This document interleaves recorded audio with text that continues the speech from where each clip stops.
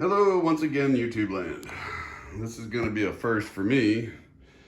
I'm making a video on winter driving safety. As you can see, I have a lot of things here to show you guys. First and foremost, the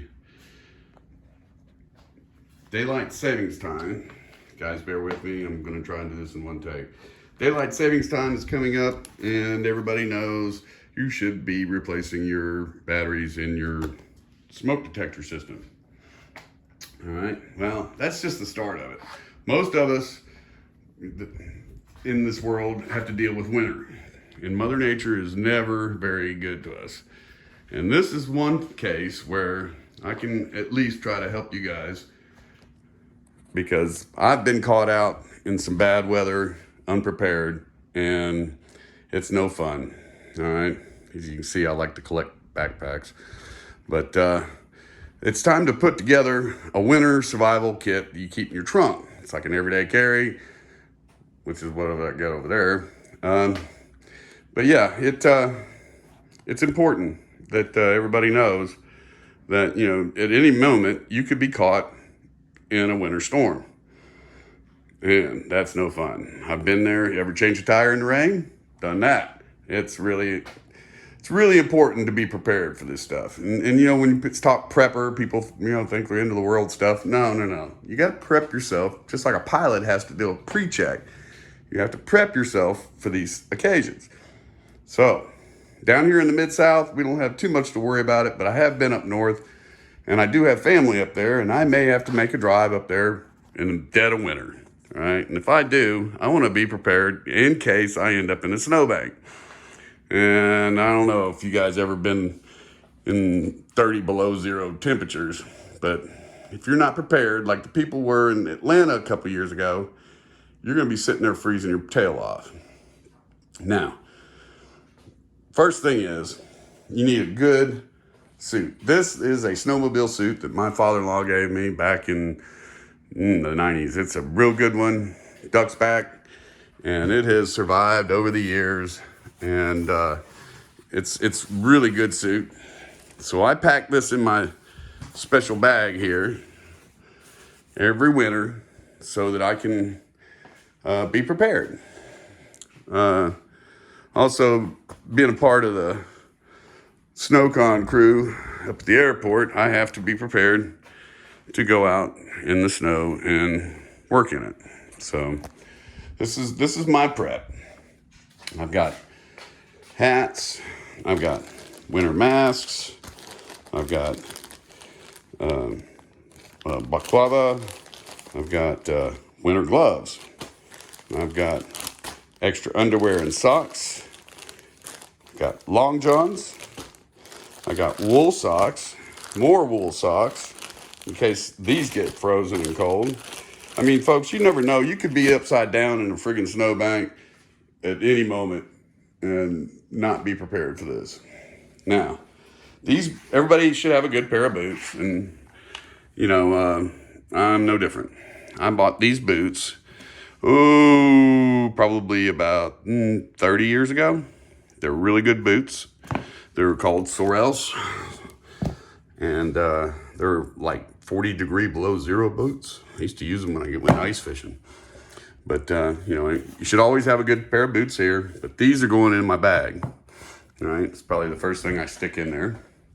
And then, of course, you know, you got to have your spare stuff with you.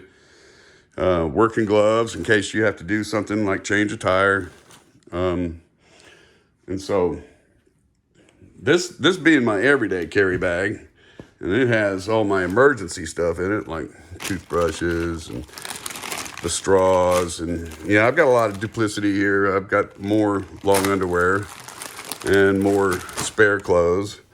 I got caught on the side of the road changing a tire in the rain once and didn't have anything to put on for probably 12 hours in the cold. Yeah, that was an ugly situation. That's one of the reasons why I joined Fieldcraft Survival, just to be informed. I don't know everything, but I try to know enough to keep myself out of trouble. You know, speaking of tires, when the temperatures go down, you're going to need to check your air pressure. And if you ever break down, you're going to need a toolkit. And if you're ever upon a wreck or in a wreck, you're going to need a first aid kit. Right? And then this little special jewel here is in case you ever have to melt some ice. Okay? I've got a couple of cans, coffee cans I've saved.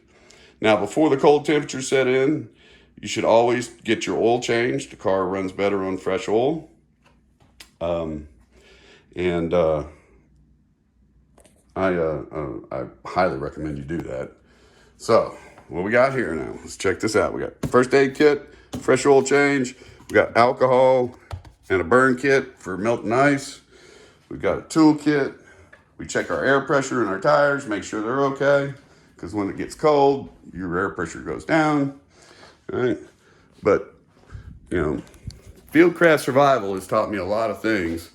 One of them was how to start a fire in the wet.